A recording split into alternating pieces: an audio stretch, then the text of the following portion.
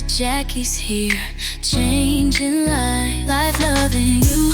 Yeah, that's the groove, life loving you. Feel the truth, move, life loving you. It's all we do, come on through, it's just for you. Hey there, and welcome to Love, Life, and You with Dr. Jacquie, America's relationship coach. Before we dive in, we want to give you a gentle heads up. Today's episode covers sensitive topics, including sexual abuse and the journey of healing from trauma.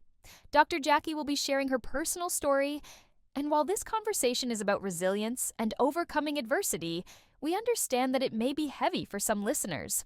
Please take care of yourself as you listen, and remember, you're not alone. If you ever need support, don't hesitate to reach out to trusted resources or someone you feel safe with. Now, let's get into the conversation. Hey, Dr. Jacquie here again, and thank you for joining my podcast. Don't forget to like, share, and subscribe. So now we're going to pick up where we left off from part one.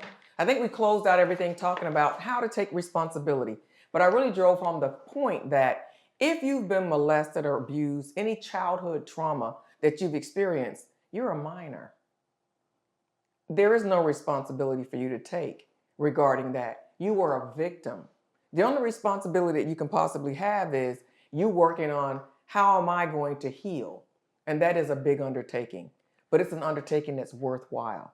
But even if you were, say, raped or anything, even as an adult, again, I think that the line of divide is, were you victimized? We're talking about things that just happen in the regular lumps and bumps of life and how we have to take responsibility to make sure that we reshape ourselves and that we grow on and don't stay stuck in the past. But not staying stuck in the past is really important also for people that have gone through things like me. I was molested as a child. But I determined that I didn't want that to color the rest of my life. I didn't want to use that crayon on anything else. It was bad enough that I went through it, but I refused to let it steal my future.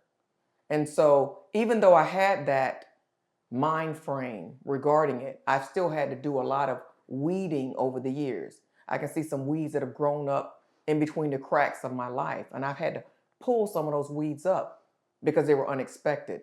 They were unwanted also. And so I had to make sure that they didn't creep into my life and begin to cause problems. So anyways, let's start. Doc, for sure. So one major question I would have is, or just a thought. It's so, I got different sites from different places. It says understanding that your trauma is not a reflection of your worth, it's a liberating truth. What can you say about people who have tied what happened to them to their self-worth?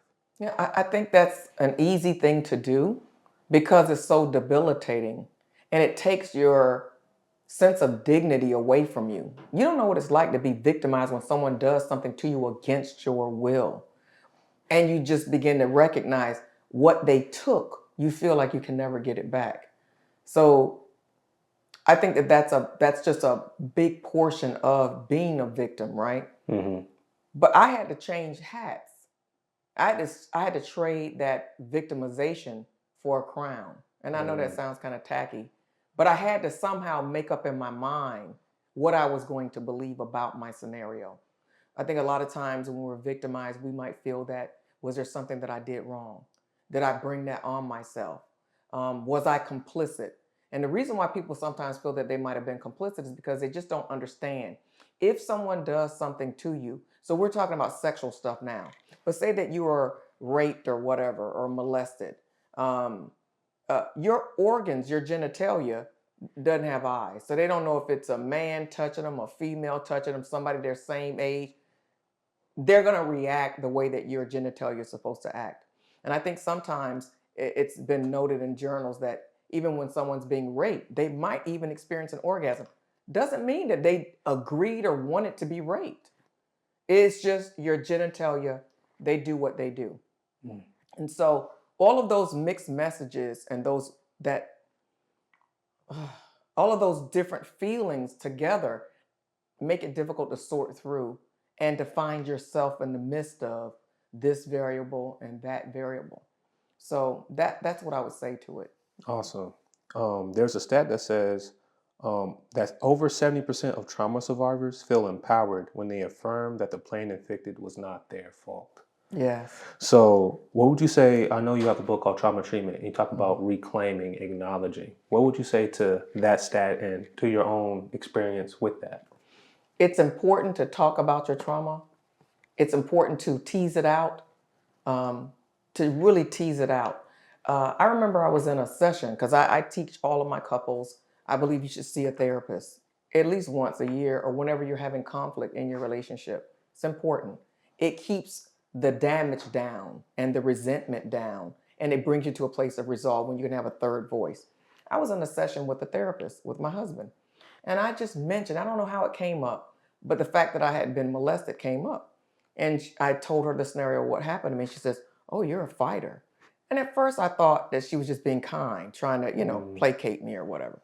And she went on to explain, "Oh, yeah, you're a fighter. That's what I can see from that." And I was like, "Well, where do you get that from?" And she says, "Well, your whole narrative was around how he did this to this child in front of you, but you refused. And even though he punished you and starved you and, isolated you, you refused, So you were a fighter. And just your mind frame of deciding that this is not going to destroy my life.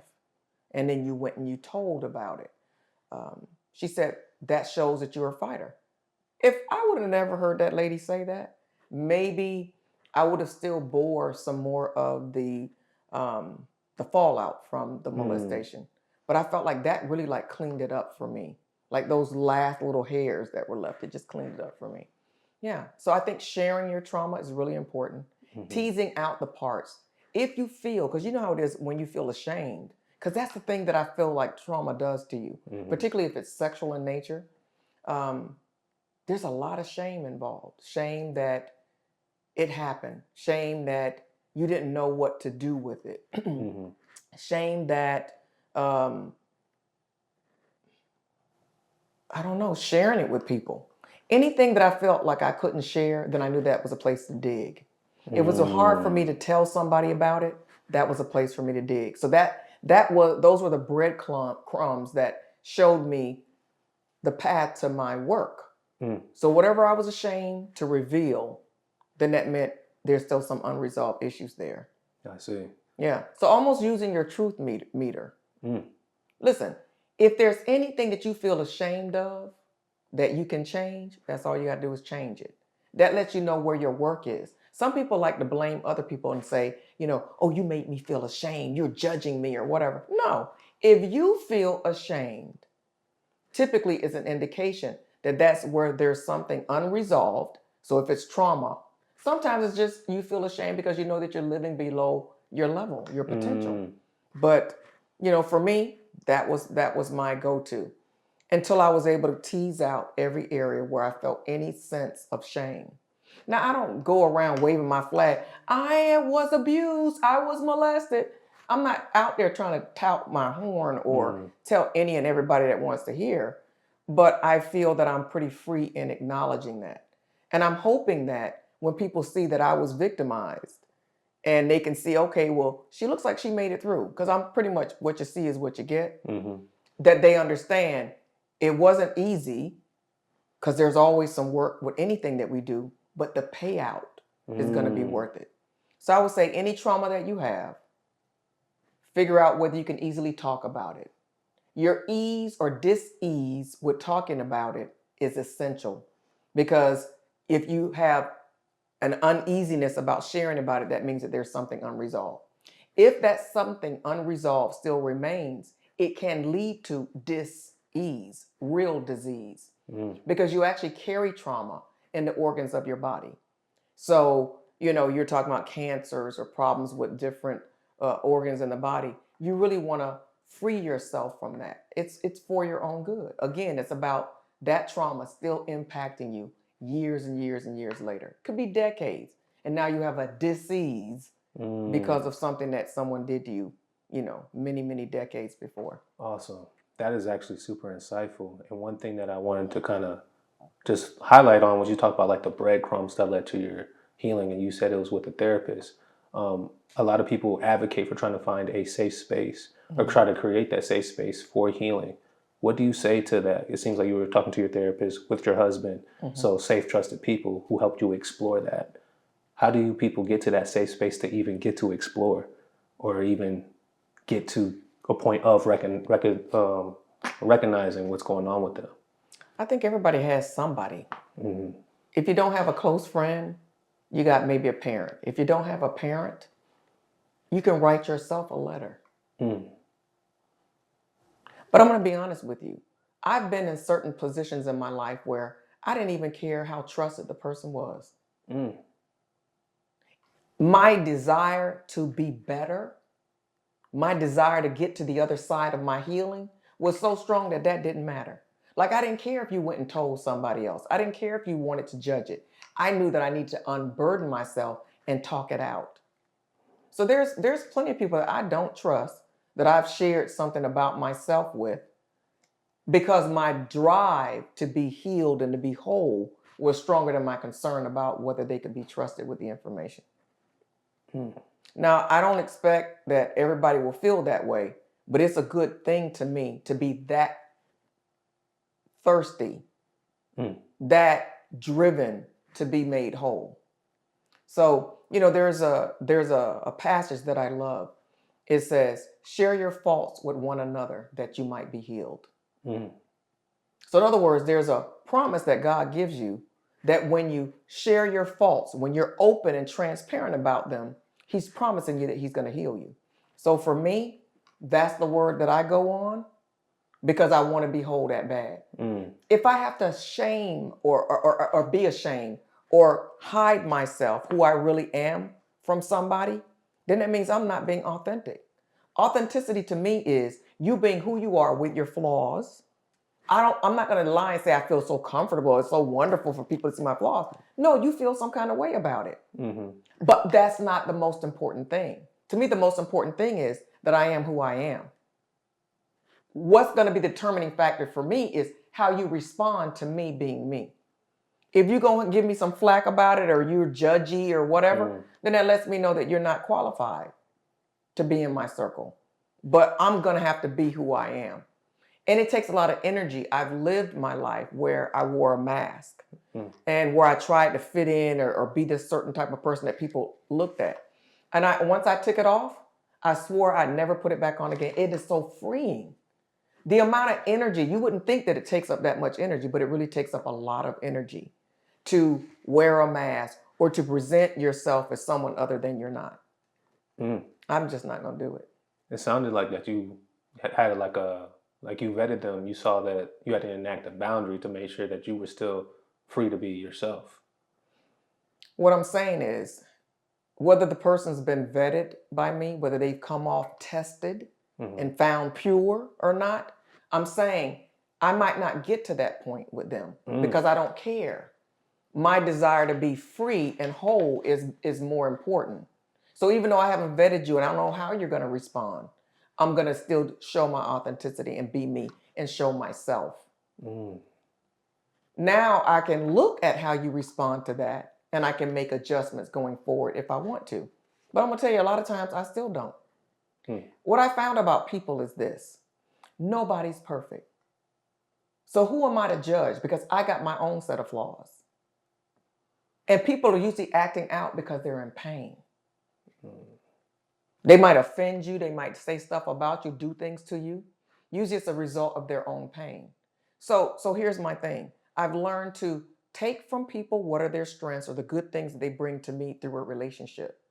And then the things that are bad about them, I try not to judge them on that, but I know don't mess with them in those areas. And I think I talked about it before, about a friend of mine. Yeah. She was kind of like a user. Listen, to this day, if I'm sick, she's going to be here. I don't even know how she found out the last time I had surgery. It was emergency surgery. She was there when I woke up. But like, if it comes to her borrowing something from you or owing you something, you're not going to get that. So fiscally, she cannot be trusted. But as a friend and a person that cares about you and takes care of you, she's there. So she don't tick all of my boxes. Who does? That's good. We're living in a real world looking for imperfection, which is a fallacy. You need to turn on Disney and stuff and watch stuff like that. It's just non-existent. It's unrealistic. It's unresponsible for you to even think that way. Look, if you're looking at me, I might look good on this camera. That's because I curled my hair this morning. I put on a little bit of foundation, but I'm flawed. My heart is good though. I love people. I mean good by people, but I'm probably going to get on your nerves or hurt your feelings at one time or another. But it doesn't change who I am. I'm imperfect. My husband's imperfect, but imperfect. I've been married. It'll be 35 years next month. That's amazing. Yeah. So what would you say about embracing your imperfections while healing from your trauma? Because a lot of people tie their imperfections to their trauma. You've been able to identify my imperfections are part of myself and my trauma is something that happened to me. It goes back to what I said before in part one. Mm-hmm. I found that nothing bad happens to you that does not still have a silver lining. I don't care how tragic. I talked about the death of my sister. Mm-hmm. There still is a silver lining in what happened to me. I'm able to relate. I'm able to talk to people about my process and what I went through, not because I read it in a book, but because I live it. This is me. So for those that are weak, doesn't it say the strong shall bear the infirmities of the weak? Mm-hmm. So I'm able to bear up for people that aren't and to show them the way. That's just one part. But then the other part is people like me come up with tools and solutions and strategies for other people. So there was a silver lining in what happened to me. I believe it's a part of what makes me. So I can look at this sculpture here, and I can look at, the scrapes on it. Oh, there's a little bit of dust too. We got to dust that off. I can look at that, and I can look at the scrapes and the scratches on it, as well as the form of it and the color.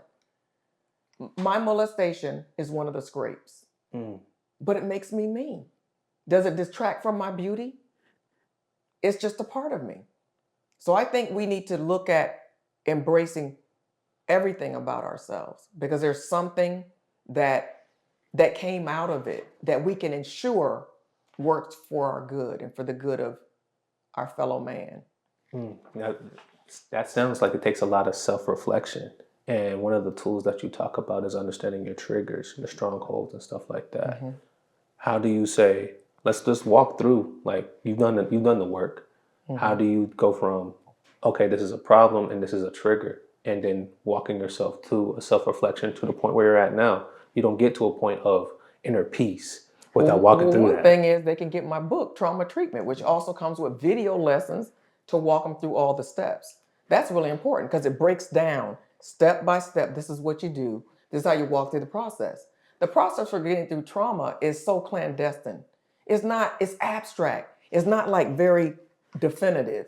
So I said, let's make it definitive and let me describe and explain in detail each step, what it does, what it means, and how you move through each step. But I think that that's the best thing that someone can do. Mm-hmm. Identifying a trigger is important. You need to be aware of what sets you off, how it sets you off, and what is the feeling and the narrative that it makes you start to tell yourself. Until you identify that, you won't know how to push back and how to rework that narrative so that you're not still stamping or engraving the wrong narrative into your psyche. You're instead rewriting over it with the right narrative. And so it sounds like you're writing over the right narrative. Is the difference between self-reflection and rumination is about what you focus on, correct or no? So typically what happens is when you go through something traumatic, everything in you doesn't want that to happen ever again. So you start to develop these defense mechanisms to guard yourself and to keep this from ever happening. Also, those defense mechanisms are to help you to get through whatever that trauma was. Usually you feel overwhelmed and incapable of dealing with the trauma. So we have the defense mechanisms. It could be your defense mechanisms that you self-sabotage. You keep choosing the wrong person. Why? Because you're afraid of being hurt. So you unconsciously choose the wrong person, so you keep putting yourself in situations that can never win. But you see what happens though, You're afraid of being hurt. You're afraid that love won't work for you. So you keep sabotaging. So you never really get to live it all out and figure out whether it will. Self-sabotage.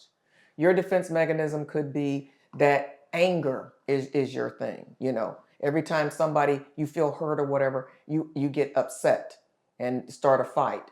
It could also be that you deny, you're in denial. Whatever the defense mechanism is, though, there's a narrative that goes with it. That narrative plays in the unconscious mind. So the unconscious mind is not your frontal lobe. So it's not a conscious thought that you're having. I remember I had been praying about something in my life, and I was in LA. I was just finishing doing a show, and I was heading to the airport. I'm walking to the gate, and all of a sudden, as I'm walking to the gate, I could hear my inner dialogue. It shocked me what I was thinking in my mind. It was in my subconscious mind, but I heard it, so I was able to bring it to my conscious mind and to examine, like, this is what you're thinking about myself. This is what I was thinking about myself as I was walking to the gate. And so once I started to identify, I would notice that I would become aware when wrong dialogue would start to spin off in my mind. Is this making sense to you? Yes, yes. So it sounds like it's like you heard the thought and then you Then kind I of was brought it able out. to rework it. Yeah, so you brought it out and you were like, okay, let's figure out where this is coming from, right or wrong. Yeah, I saw where it was coming from because the dialogue kind of lets you know where it's coming from. Okay. So I was able to see the dialogue and say, hey, this is not what I want. And then I was able to course correct the dialogue. Say, for example, you say to yourself, you're in a relationship with somebody, you're dating them. And now all of a sudden they say something to you. Like they'll maybe text you or call you and say, hey, I can't really talk right now. Let me get back with you. Don't call me, I'll call you. And all of a sudden you're like thinking, oh my God, they're rejecting me, because just like my old relationship, I was rejected. And you start reliving through the fear of that conversation, whatever had happened to you in the past. Now, do you have enough information to even know whether this is that? No. But you don't know if the person's parent just died, they're going through something, they want to just have time to work through whatever they're going through, then they're going to call you. So they're just letting you know that. But no, you see it as they're dissing me. Here it is. So they think I'm not worthy. They don't like me. They're not into me like that. And so your mind will start to ruminate over and over again on these negative thoughts about whatever that other trauma made you feel and think. You get it? Absolutely. So this is where the rumination happens. Now, if I keep saying the same thing, if I keep rubbing my finger through a stone like this, guess what happens? You're going to start to bleed. It engraves a line in that stone. It starts to engrave. Rumination does the same thing to the mind. When you keep thinking the same thing over and over again, your brain rewires itself to support that thought. You start thinking about it more and more. You start to form the dendrites in your brain. There are these little branches on the neurons in your brain. The more you keep thinking the same thought, the more of these little branches form until that bad boy is looking like this. So then it keeps that same thought at the front of your mind as a prevailing thought, which means that, your thoughts control what? Everything. Your behavior. What you believe, what you think, controls what you do. So now you're going to be talking to that person, responding as if they just did this and that to you. You don't even know, but you've been ruminating over, oh, I see. So think about it. When you talk to the person, when you finally do speak with them later on that day or the next day or whatever, I don't think you're going to come to the phone like, hey, what's up? Is everything okay? You're going to be like, So now you can call. So now we can talk, huh? And I'm sure if the person has really been going through something, they're going to be kind of put off. Yeah. And you can just see how things get spun into motion that never should have been. But you do a lot of suffering because most of what you live out in your mind because of trauma is stuff that hasn't even happened. Off of something that happened a long time ago, your fear from what happened a long time ago makes you feel like that same thing is still happening. But I'll guarantee you one thing. If you fear that and you think that, I'll prove it to you. Your behavior is going to make the same thing happen to you again. Even though the person had no intentions. That wasn't how they felt. But because of the way you're reacting. They have no choice but to act that way. It's a setup. Hence why you have circles in your life. The same thing keeps happening to you. You're on repeat. So how do you change the cycle? You break the cycle by changing the thought. Changing the thought and the belief changes the behavior, and then you have a new life. That's really, really good. You got to think on that, right? Mm-hmm. It's almost like, Yeah, I got to chew on that a little bit. You know, I don't smoke now. No, but it's really like, It's like from the 20s when they were all stylish with the little. yeah. But you can think about it, and I can just recall so many times, like the fear. For me, one of my fears came from, and I know this sounds weak, but the trauma of my parents divorcing. It traumatized me. At 33 years old, I was traumatized because I felt like my dad had divorced me too. And it did change. Up until the day he died, it changed the dynamic of our relationship. We weren't like this anymore. We didn't see each other all the time. We didn't talk all the time. There was great distance. There was animosity. That trauma made me feel uncertain in my own marriage. Because I was like, if they can't make it work, what did I learn that can make me know how to make my own marriage work? What have I learned? Hence my work. Because I want to know how to make marriage work, how to build strong families and strong marriages, and children that don't have to go through what I went through. That's super profound, because not only did you saw something. There's actually a lot of different ways to go, but the first way I want to go about it is when you said you saw something break down. It affected you, but it didn't let you define you. And so it's almost as if you were now. It's kind of like everything that you knew was gone. Now I have to still have faith to forge forth this road that I know is possible. I forget what you called it in the book, but you was like mapping to a place called there. And building that road to there. How did you do that? How did you have the courage to do that? But I don't understand your question. So how did you have the courage to build something that you didn't know was there? Like you had evidence of it. But I think everybody knows who they want to be. From the time you're 5 years old, in your mind's eye, you know who you are. You might not have vocabulary to express it, but every child, what happens is we forget. Because so many people tell us, oh, you can't do that. And don't you want to be this instead? And the disapproval and those sorts of things that kind of reposition us and causes us to edit who we are until we forget.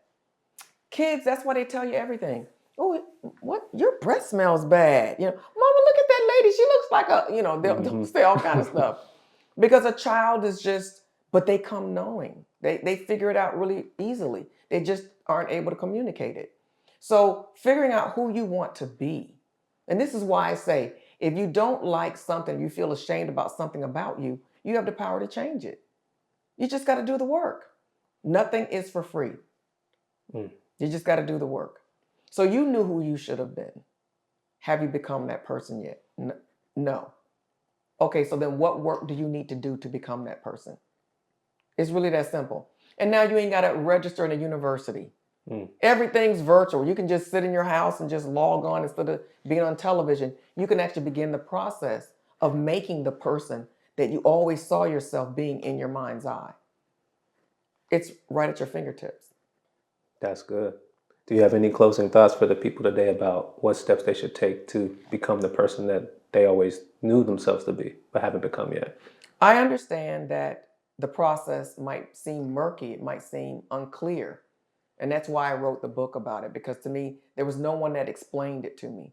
If I didn't have a strong prayer life, I would have never found my way through. But I think that there were certain things about myself that made it very easy. I'm very self-aware. I don't mind the truth. So I would say for those that want to find the path, one of the things you have to condition yourself to is being open to hearing the truth and exploring the truth. So if you're given to passive aggression or denial, it might be more challenging for you. So you definitely are going to need something or someone to help you. So I would say see a therapist or see a coach. It doesn't have to be me. Or get a book and hopefully find one that has steps how to. I searched. I didn't really see ones that took you through. They wrote about trauma, but they didn't take you on the path to recovery. So trauma treatment should do that for you. Hey, thanks for tuning into this podcast. Hopefully it's going to be of great help for you as you're on your journey to healing and wholeness. Stay tuned for the next one. Can't wait to see you back. Hey, Dr. Jacquie here. I'm your how-to lady. How to do life, how to do love, and how to do you, boo. So click, like, and subscribe. Stay tuned for more to come.